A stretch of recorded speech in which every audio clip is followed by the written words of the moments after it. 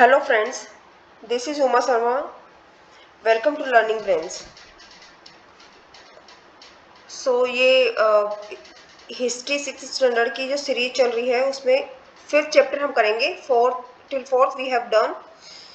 Fourth chapter जो था उसमें हमने देखा कि what books and burial tell us. जो बुक्स हैं उस टाइम पे लिखी हुई और जो खुदाई में जो अवशेष मिले हैं उनसे हमें उस टाइम के बारे में जानने में कैसे हेल्प मिलती है, उन सब के बारे में हमने पढ़ा। ऋग्वेदाज है, वेदाज है, ऑल दीज थिंग्स, कैसे कागज बना, कैसे उन्होंने लिखा, दैट्स ऑल दीज थिंग्स, उनके बारे में हमने पढ़ा। Now it's fifth chapter. इसमें हम पढ़ेंगे kingdoms, Kings and early Republic. उस टाइम के जो राजा थे, राजा कैसे बनते थे, क्या प्रोसेसिंग होती थी, और रिपब्लिक को कैसे अपनी प्रजा के ऊपर राज करते थे, क्या उनका डेमोक्रेसी थी या कैसा था, वो सब उनके बारे में हम फिफ्थ चैप्टर में पढ़ेंगे। So let's start. और ये जो सीरीज है नॉट ओनली दैट सीटेट वालों के लिए बल्कि जो सिक्स स्टैंडर्ड के बच्चे हैं उनके लिए भी बहुत ही प्रॉफिटेबल है। वो भी देख सकते हैं। नोट्स जो है वो आपको इंग्लिश में अवेलेबल है। हिंदी में मैं बोल रही हूँ, आप सुन के आप नोट्स बना सकते हैं। तो हिंदी मीडियम के स्टूडेंट्स हैं उनके लिए भी ये है। Okay, how some man became rulers. अब पहले ये है कि जो कुछ लोग थे वो सबसे पहले रूलर्स कैसे बने, राजा वो कैसे बने। तो 3000 ईयर्स एगो वहाँ पे एक आज की तरह ऐसा होता था कि जन जो है, लोग हैं, वो ही राजा को चूज करते थे, अपना राजा बनाते थे। लेकिन 3000 ईयर्स एगो कुछ चेंजेस हुए। तो चेंजेस के अकॉर्डिंग फिर उसके अकॉर्डिंग राजा बनने लगे। कैसे बनने लगे, वो कुछ यज्ञ वगैरह करते थे। अश्वमेध यज्ञ है, हॉर्स सेक्रीफाइसेस जिसे हम कहेंगे। आपने रामायण में भी देखा होगा कि श्री रामचंद्र जी ने अश्वमेध यज्ञ किया था। तो लव कुश ने उनके घोड़े को रोक लिया था। वैसा ही कुछ करके अश्वमेध यज्ञ वो करते थे। और जहां तक वो घोड़े को लेकर और यज्ञ होता था, जो कि वेल नोन जो पंडित जो होते थे उनके द्वारा ही वो कराया जाता था, जो कि बहुत ही महान है या जानकार है उसके बारे में, उनके द्वारा ये यज्ञ कराया जाता था। और फिर उससे ही वो अपना राज्य आगे आगे बढ़ाते थे। The books are often called later Vedic compose in north India. जो नॉर्थ इंडिया में जो बुक्स हैं वो लिखी गई, कंपोज की गई, उनको लेटर वैदिक बुक्स कहा गया। लेटर वैदिक में ऋग्वेदा के बाद में ये लिखी गई थी, ऋग्वेद के बाद में ये लिखी गई थी, तो इनको लेटर वैदिक बुक्स कहा गया। और ये कहाँ पर, नॉर्थ इंडिया में। नॉर्थ इंडिया का भी कौन सा हिस्सा, जो गंगा और यमुना का जो किनारे वाला हिस्सा है, वहां पर ये सब चीजें लिखी गई थी। देवर कंपोज आफ्टर द ऋग्वेदा के बाद में ये सब लिखे गई थी। जो कि सामवेद है, अपना यजुर्वेद है, अथर्ववेद है, इनके बारे में हम लास्ट चैप्टर में भी पढ़ चुके हैं। यही वो बुक्स ये नॉर्थ इंडिया की तरफ लिखी गई थी, कंपोज की गई थी। There were several different groups in society. और इन्हीं से हमें पता चलता है कि वहां पर डिफरेंट डिफरेंट ग्रुप्स थे सोसाइटी में। लोगों के डिफरेंट डिफरेंट ग्रुप्स उस टाइम पे बन गए थे। तो उनमें से कुछ प्रिस्ट, जैसे पंडित जी, ब्राह्मण, कुछ वरियर्स उनको हम क्षत्रिय भी कहते हैं। फार्मर्स, किसान है, हर्डर्स है, ट्रेडर्स है जो कि व्यापार करने वाले हैं, क्राफ्ट पर्सन्स है जो कि पोर्ट वगैरह बनाते थे, लेबर्स है, मजदूर है, फिशिंग फोक है, एंड फॉरेस्ट पीपल जो कि जंगल से अपना कुछ भी लकड़ियां लाके और उनको बेच के करके अपना काम चलाते थे। वो सब ये सब के अलग अलग ग्रुप बन गए थे। जो उस टाइम पे जो ब्राह्मण है या प्रिस्ट कहेंगे, जिन्हें पंडित जी कहेंगे, वेल नोन जिसे हम कह सकते हैं, जिनको माना जाता था उस टाइम पे, उन्होंने चार ग्रुप में या वर्ण आप कह सकते हैं, उनमें बांट दिया था। तो फर्स्ट वन कौन सा होगा, ब्राह्मण, जो कि पूजा पाठ कराते थे। और राजाओं वगैरह से उनको गिफ्ट वगैरह मिलते थे, उसी से वो अपना गुजारा करते थे। दूसरा जो है रूलर्स है, जो रूल करते थे, राजा जो होते थे। और वो ही अगर कोई युद्ध वगैरह हुआ तो उसमें भी वो ही जाते थे। प्रोटेक्टर भी उन्हें आप कह सकते हो, प्रोटेक्ट करते थे वो लोगों को। उन्हें क्षत्रिय भी कहा गया, रूलर्स एंड क्षत्रिय भी उनको कहा गया। थर्ड जो है वो वैश्य है। वैश्य में कौन कौन से आएंगे, फार्मर्स आ गए, अपने हर्डर्स आ गए, एंड ट्रेडर्स आ गए। क्षत्रिय and Vysya could perform sacrifice. अब जो क्षत्रिय हैं जो कि रूलर्स थे और वैश्य जो है वो पूजा पाठ और ये यज्ञ वगैरह ये कर सकते थे। और जो लास्ट वाला ग्रुप आया वो आया शूद्र। शूद्र में इनको ये अधिकार नहीं था कि वो कुछ भी पूजा पाठ वगैरह कर सके, इस ग्रुप को वो अधिकार नहीं दिया गया।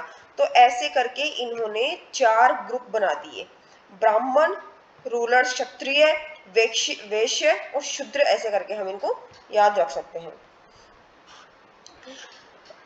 अब उस टाइम पे क्या था, एक तो औरतें जो थी, विमन जो है, और शूद्र है वो उनको अलाउ नहीं था, वेद पढ़ना उनको अलाउ नहीं था और पूजा पाठ ये सब करना उस टाइम पे अलाउ नहीं था। द बेसिस ऑफ, और ये जन्म के अकॉर्डिंग, अगर किसी ने क्षत्रिय के घर में जन्म लिया है तो वो क्षत्रिय हो जाएगा, जिसने ब्राह्मण के घर में जन्म लिया वो ब्राह्मण हो जाएगा।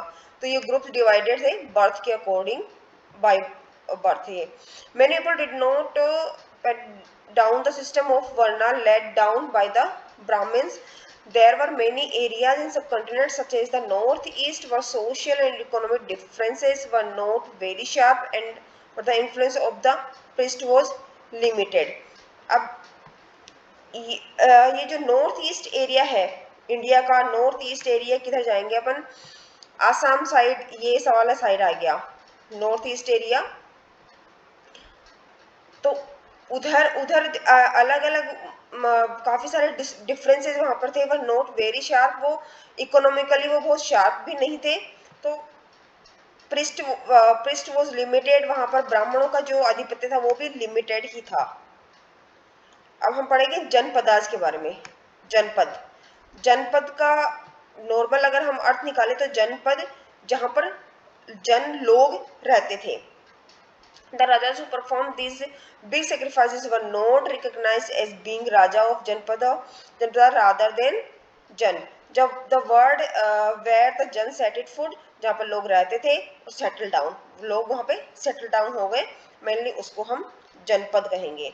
अब ये कुछ जनपदा, महाजनपद, जनपदाज और महाजनपदा जो है वो इस मैप में दिए हुए हैं, जिनके बारे में हम इसे पढ़ेंगे भी। एक तो मगध आएगा इसमें, मगध है, वज्जी है, ये आ गया मगध आ गया, वज्जी है, पाटलिपुत्र है, पाटलिपुत्र इनकी राजधानी हुआ करती थी, राजगृह है, ये राजगृह यहाँ पे आ गया, ये सब बिहार में है। राजगृह, पाटलिपुत्र, ये बिहार के ही सारे पार्ट हैं। ब्रह्मपुत्र नदी यहाँ पे जा रही है। और मगध उस टाइम पे वेल नोन महाजनपद जिसे हम कहेंगे वो था। और क्यों था, क्योंकि यहाँ पे ये जमीन नदियाँ जो है गंगा वगैरह यहाँ से निकलती थी, जमीन बहुत फर्टिलाइज थी, उपजाऊ जमीन थी। तो और नदियाँ वगैरह निकलती, तो ट्रांसपोर्ट वगैरह के लिए भी ये जगह काफ़ी सही थी। तो ये मगध जाना माना उस टाइम पे महाजनपद माना जाता है। और ये अवंती है, उज्जैन है, ये सब उस टाइम के महाजनपद थे। कोसाम जनपद और जनपद थे, महाजनपद थे। कौशाम्बी है, हस्तिनापुर है, ऑल दीज थिंग, तक्षशिला है, गंधार है, ये सब कुछ इसमें दिया हुआ है। Archaeology number of settlement in the janapadas, और आर्कियोलॉजिस्ट जो है उनको काफ़ी यहाँ से बहुत सारी चीज़ें मिली हैं। और ये उनसे ये उनको पता लगता है कि सेटलमेंट काफ़ी लोग यहाँ पे रहते थे। वो ये यहाँ पे पुराना किला दिल्ली में, हस्तिनापुर नियर मेरठ, मेरठ में ये सब महाजनपदों के नाम है। और यहाँ से काफ़ी सारी उनको जानकारियाँ मिली है। People lived in huts and kept cattle, लोग हट में झोपड़ियों में रहते थे, कैटल्स गाय भैंस वगैरह ये सब रखते थे, और काफ़ी अलग अलग तरह की क्रॉप्स वो उगाते थे। दे मेड अर्थन पोट्स, और वो पोट भी बनाते थे, मिट्टी के पोट बनाते थे जो कि रेड एंड ग्रे कलर में होते थे। मेनली रेड कलर में, कुछ ग्रे कलर के भी हैं। अब ये जो पोट है वो आप देख सकते हो वो वहीं से मिला है, जो कि कोई स्पेशल ओकेजन पे, कोई स्पेशल अगर गेस्ट वगैरह आए हैं तो उनके लिए ये काम में लिया जाता था, उनको खाना खिलाने में या कुछ ऐसा। महाजनपद, अब महाजनपद क्या है? About 2500 years ago some janapadas became more important, कुछ जनपद जो है वो मोर इम्पोर्टेंट बन गए, थोड़े बड़े हो गए, तो उसलिए फिर उनको महाजनपद कहा जाने लगा। जनपद, जनपद का ही एक रूप महाजनपद आप कह सकते हो, लेकिन जनपद छोटा, महाजनपद बड़ा। Many Mahajanpadas had fortified capital cities. This means that huge walls of wood, bricks or stone were built around them. बहुत सारे महाजनपद जो है वो fortified capital city, fortified means किलाबंदी कर देना उसका। कैपिटल सिटी होती थी जिसकी किलाबंदी की जाती थी, किले बनाए जाते थे, और फोर्टिफाइड इसलिए किया जाता था प्रोटेक्शन पर्पज से, कि हम प्रोटेक्ट रहे, मतलब वहाँ के लोगों को प्रोटेक्ट कर सके राजा, तो इसलिए बड़ी बड़ी दीवारें ही बना दी जाती थी, जो कि वुड और ब्रिक्स जो ईंटें वगैरह हैं, स्टोन की, वो स्टोन है, ईंटें हैं, उनसे वो बनाई जाती थी। तो मेनली प्रोटेक्शन के लिए, और राजा अपने आप को बड़ा दिखाने के लिए, हम कह सकते हैं कि पैसे वाला दिखाने के लिए, पावरफुल दिखाने के लिए भी वो बनाते थे, किला बनाने लगे थे और अपनी कैपिटल सिटी को फोर्टिफाइड करने लगे थे। अब ये है ये 500 ईयर्स एगो का है, 2500 वर्ष पुराना। ऐसा कुछ करके ही, ऐसे ही कुछ करके उनको फोर्टिफाइड किया जाता था। ये कौशाम्बी का हम कह सकते हैं, कौशाम्बी में ये मिला है। तो ऐसे ही ब्रिक्स वगैरह लगा के उसको किलेबंदी की जाती थी। अब जो राजा किला या गढ़ बनाने लगे थे, क्यों बनाने लगे थे? एक तो प्रोटेक्शन के लिए, उनका एक तो पर्पस था कि वो प्रोटेक्ट कर सके, अपने आप को प्रोटेक्ट रख सके, अपनी प्रजा को सुरक्षित रख सके, और अपने आप को पावरफुल और रिच दिखाने के लिए भी वो अच्छे से अच्छा किला वगैरह या गढ़ वगैरह बनाने लगे थे। अब उस टाइम पे फिर टैक्स भी उन्होंने शुरू कर दिया। अब टैक्स की शुरुआत क्यों हुई? एक तो वो किला वगैरह बनाना है, उसमें पैसे खर्च होते थे। फिर युद्ध लड़ने के लिए आर्मीज रखी जाती थी, तो आर्मीज को रखने में जो उनका खर्चा होता था, उनको सैलरी वगैरह देने में, उसके लिए भी। बाकी जो अपने महाजनपद में है, लोगों की सुविधाओं के लिए कुछ काम करने के लिए, उनके लिए भी राजा को धन की आवश्यकता होने लगी, तो उन्होंने टैक्स चला दिए। अब टैक्स है तो बिल्डिंग, ह्यूज फोर्ट्स वगैरह बनाने के लिए, आर्मी को मेंटेन करने के लिए, इन सब के लिए वहाँ के राजाओं ने, महाजनपद के राजाओं ने टैक्स शुरू कर दिया। अब टैक्स कैसे लिया जाता था, क्या था? मेनली जो टैक्स उस टाइम पे होता था वो खेती पे, जो एग्रीकल्चर है उस पे होता था। तो जितना भी प्रोड्यूस हुआ है, जितना भी किसान ने अपने खेत प्रोड्यूस किया, उसका 1/6 पार्ट जो है वो टैक्स में जाता था। बाकी जो जो क्राफ्ट पर्सन है, उनसे भी टैक्स लिया जाता था, और उनसे क्या क्या टैक्स लिया जाता था कि वो एक महीने में एक दिन आके वो राजा के यहाँ काम करेंगे, ये टैक्स उससे क्राफ्ट पर्सन से लिया जाता था। और टैक्स पे इन फॉर्म, और जो एनिमल वगैरह रखते थे, हर्डर्स जो थे, उनसे टैक्स लिया जाता था। वो क्या, वो टैक्स में क्या देते थे? वो या तो कोई एनिमल देते थे, या एनिमल प्रोडक्ट है, दूध है, दही है, जो भी एनिमल प्रोडक्ट है वो देते थे। Goods were bought and sold. और जो व्यापारी थे, वो जो सामान बेच रहे हैं, जो खरीद रहे हैं, उनके व्यापार पे भी टैक्स होता था। Hunter gathers also provide for, जो हंटर्स हैं, गेदर्स हैं, जो अपनी जीविका फॉरेस्ट जंगलों से चलाते हैं, वो जो फॉरेस्ट प्रोडक्ट है वो राजा को एज ए गिफ्ट देते थे, ये उनका टैक्स होता था। चेंजेस इन एग्रीकल्चर, अब धीरे धीरे एग्रीकल्चर में चेंज हुए। अब मतलब उस टाइम पे एग्रीकल्चर में मेनली क्या चेंज हुआ? मेजर चेंज, एक तो उन्होंने हल बनाया प्लंग से, लोहे का पहले, उससे पहले वुड का होता था, लोहे का बनाया। और लोहे की हल ने बहुत काम उनका इजी कर दिया, एग्रीकल्चर में उनका बहुत सा काम इजी कर दिया। वो बहुत आराम से जो मिट्टी है उसको टर्न करने लगे, जिससे कि फसल भी अच्छी उगने लगी, और इजीली सब वर्क होने लगे। कुड बी प्रोड्यूस प्लंग से सो दैट मोर ग्रेन, और उससे फसल बहुत बढ़िया होने लगी।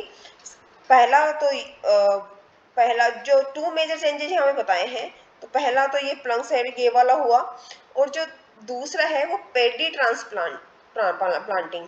पेडी हो है राइस क्रॉप्स, जो चावल की खेती है, उसमें ट्रांसप्लांट करके पहले उसको उगा दिया जाता है, फिर उसके जो सैपलिंग्स होते हैं उनको निकाल के दूसरे जगह उगाना, कुछ ऐसा उसमें प्रोसेसिंग होता है। तो ये वाला उन्होंने उस टाइम पे शुरू किया, तो उससे राइस काफ़ी अच्छे होने लगे। ये 2 जो है मेजर चेंजेस उस टाइम पे हुए और दिस लीड्स टू इंक्रीज, फसल काफी अच्छी होने लगी। एक क्लोजर लुक मगध। अब मगध का एक क्लोजर लुक दिया हुआ है क्योंकि ये बहुत इंपॉर्टेंट महाजनपद था उस टाइम पे, तो उसके बारे में थोड़ा जानते हैं। अब वहाँ के इम्पोर्टेंट राजा, दो इम्पोर्टेंट राजा थे मगध के, जो थे बिम्बिसार अजाशत्रु। और ये मगध जो है वो यहाँ की इम्पोर्टेंट रिवर्स है गंगा और इसकी जो ट्रिब्यूटरीज है या सन है वो है। और ये क्या काम रिवर्स इम्पोर्टेंट क्यों थी, क्या काम में आती थी, एक तो ट्रांसपोर्ट की, एक जगह से दूसरी जगह जाने के लिए, वाटर सप्लाई, पानी अच्छे से मिल जाता, मेकिंग द लैंड फर्टाइल, नदियों के किनारे की जमीन जो है वो ऑब्वियसली फर्टाइल होती है और पानी अच्छे से मिल रहा है तो जमीन में उपज काफी अच्छी होती है। Parts of Magadh were forested, और आसपास का जो पार्ट है मगध का वो काफी पेड़ पौधे वहां पे हैं, एलिफेंट्स हैं, वो जंगलों में एलिफेंट रहते थे, lived in forest, could be captured and trend for the army. और जो एलिफेंट जो वहाँ के जंगल में रहते थे उनको आर्मी के लिए लड़ाई वगैरह पे ले जाने के लिए उनको ट्रेंड किया जाता था। और वहाँ ये हमें याद रखना है, सी टेट के प्रीवियस ईयर्स के पेपर में भी ये क्वेश्चन आया हुआ है कि वहाँ के दो प्रमुख राजा, मेन राजा कौन थे, रूलर्स कौन थे, ये है बिम्बिसार और Ajatashatru.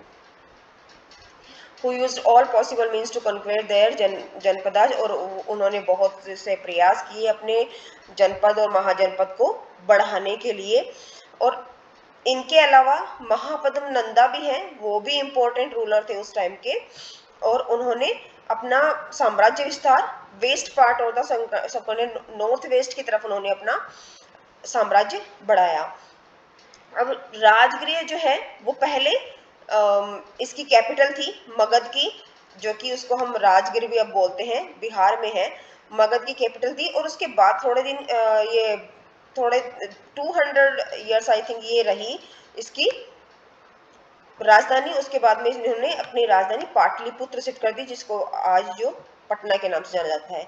More than 2300 years ago ए रूलर नेम अलेक्जेंडर। अलेक्जेंडर जो था विदेशी रूलर जो था, उसने काफी राज्यों को अपने राज्य में मिलाया, पूरे वर्ल्ड को वो अपना साम्राज्य बनाने का ऐसी विश वो रखता था। तो उसने इजिप्ट और वेस्ट एशिया पर करीबन करीबन उसने कब्जा कर लिया था, लेकिन फिर बाद में उसके बाद आया वो सब कॉन्टिनेंट में इंडिया में आया।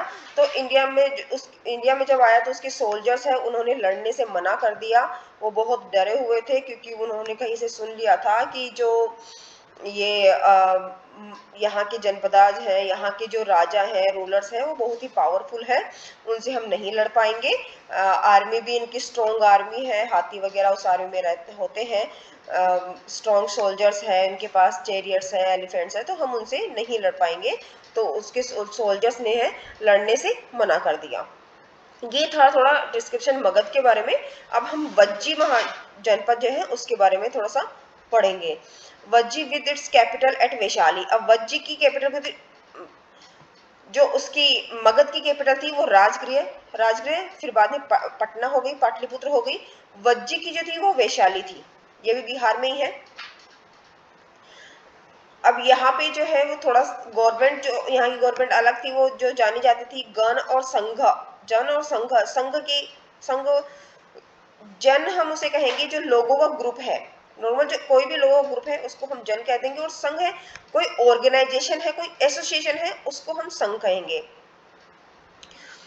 और जन और संघ में thousands of man rule together, काफी सारे लोग एक साथ रूल करते हैं लोगों पे।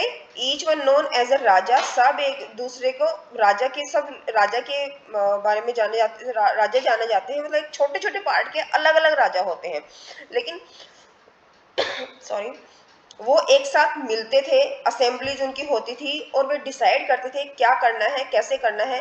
अगर कोई उनके ऊपर कोई आक्रमण कर दिया जाता तो उससे ये समस्याओं से, प्रॉब्लम से कैसे निपटना है, वो एक साथ बैठ के असेंबलीज करके वो डिसाइड करते थे कि हमें आगे क्या करना है, क्या नहीं करना है। वज्जी का ऐसा कुछ स्ट्रक्चर था।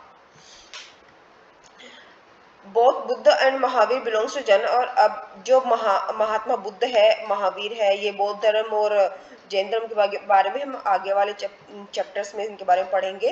तो महात्मा बुद्ध, महावीर, स्वामी जो है वो जैन और संघ से ही बिलोंग करते थे। जहाँ से वो बिलोंग करते थे उनको जैन और संघ कहा जाता है। राजाज और powerful kingdom try to conquer the sangha. अब जो भी पावरफुल राजा होता था वो इनको कन्क्वेर करने में अपना अपना साम्राज्य स्थापित करने की कोशिश करता रहता था। A very long trust, very long till about 1500 years ago when the last of the Janor Sangh were conquered by the Gupt rulers। अब ये जो प्रक्रिया, ये जो प्रोसेसिंग थी, ये जो भी काम थे 1500 ईयर्स अगो तक हुए। और लास्ट जो जनौर संघ का राजा जो था वो गुप्त था। गुप्त साम्राज्य के जो राजा थे वो थे group rulers. This is an account of Vajjis from the Dighanikaya, a famous. अब ये दिग्निकाया ये एक बुक है जो कि ये बुद्धिस्ट बुक है। 200-300 ईयर्स अगो ये लिखी हुई है, कंपोज इसको किया गया था, उस टाइम पे लिखा गया था, जिसमें बुद्ध के स्पीचेस, बुद्ध की बातें भी जो महात्मा बुद्ध ने कहा है वो भी इसमें कुछ इसके अंदर उसका भी उनका भी डिस्क्रिप्शन मिलता है। अजात शत्रु एंड द वज्जी, अजात शत्रु और वज्जी। वज्जी जो ये जन है उसके बारे में, अजातशत्रु के बारे में इसमें पढ़ते हैं। Ajatashatru wanted to attack the Vajji, Ajatashatru है वो वज्जी पर अटैक करना चाहते थे, लेकिन उन्होंने इसके बारे में डिस्कस करने के लिए अपना जो मिनिस्टर है इस वस्कारा, उसको महात्मा बुद्ध के पास भेजा एडवाइस लेने के लिए कि what I have to do, मुझे क्या करना चाहिए। तब ये बुद्ध ने कहा था कि तुम यही कंटिन्यू करो full the frequent public assembly. तो उन्होंने उस टाइम पे जो है अजातशत्रु के टाइम पे पब्लिक असेंबली रेगुलर होती थी, मेट एंड एक्टेड टुगेदर, वो साथ में मिलते थे और सभी डिसीजन साथ में लेते थे। फॉलोड एस्टेब्लिश्ड रूल्स, जो भी रूल्स एंड रेगुलेशंस है उनको फॉलो करते थे। Respect, supported and listen to elders, लोगों का उस टाइम पे वज्जी में अजातशत्रु के टाइम पे जो है एल्डर्स का, बड़ों का सम्मान होता था, उनको सुना जाता था। और जो विमन है, औरतें हैं, महिलाएं हैं, उनके साथ कोई भी फोर्सफुली कोई काम उनसे नहीं कराया जाता था। चैत्य लोकर्स ने जो भी मॉन्क्स वगैरह हैं maintain both town and village, जो जहाँ पे मॉन्क्स रहते हैं, मठ है या मंदिर है, वो बनाए जाते थे छोटे छोटे गाँव में भी। Wise saints who followed different believes and respect allowed to enter, जो भी संत महात्मा हैं या अपने धर्म का प्रचार करने वाले हैं वो बिल्कुल फ्री थे, कभी भी आ सकते थे, उस राज्य में कोई भी जा सकते थे, ऐसा वज्जी राज्य का डिस्कशन में मिलता है। Around 2500 years ago, the people of Athens set up a form of government. 2500 से को एथेंस में एक गवर्नमेंट फॉर्म है, तो उसका सेटअप किया गया, जिसको डेमोक्रेसी टाइप ही था, वो डेमोक्रेसी कहा गया उसको, जो कि 200 साल तक ऐसा चला। All free man over the, जो भी 30 से ऊपर के जो उस टाइम पे जो ह्यूमन बीइंग थे वो सिटीजन, वो फुल सिटीजन कहलाते थे। Many position were made through lottery, और जो भी सबको अपॉइंट किया जाता था अलग अलग डिपार्टमेंट के लिए, और लॉटरी के थ्रू, लॉटरी निकाली जाती थी, उसके थ्रू ये काम होता था। Citizen was expected to serve in the army and the navy, और जो सिटीजन जो थे वो आर्मी में, नेवी में, इनमें अपनी सेवाएं देते थे। Women were not consider citizen, औरतों को सिटीजन नहीं गिना जाता था। और जो बाहर के जो मर्चेंट्स है, व्यापारी हैं, वो आके रहते थे, उनको भी वहाँ का सिटीजन नहीं माना जाता था। बाकी लेबर ग्रुप है, बहुत जो लेबर काम करते थे मजदूर, उनको भी सिटीजन नहीं माना जाता था। और ये डेमोक्रेसी करीबन 200 साल तक उस टाइम पे चली थी। So it was the chapter that kingdoms, Kings, इनके बारे में ये चैप्टर था, जो कि हमारा 5th चैप्टर है। बाकी आगे भी इस सीरीज में हम नेक्स्ट के जो चैप्टर्स हैं इसके हिस्ट्री के, वो हम करेंगे। आई होप कि आपको समझ में आ रहा होगा। नोट्स आपको अवेलेबल हैं, आप ये नोट्स ले सकते हैं, आपके एग्जाम में बहुत हेल्पफुल ये रहेंगे। और सीटेट के जो क्वेश्चंस, प्रीवियस के क्वेश्चंस आ रहे हैं, उसी के अकॉर्डिंग इनको तैयार किया गया है। और अगर आपको ये सेशन पसंद आया तो please do like, share and comment to my YouTube channel. Okay, thank you.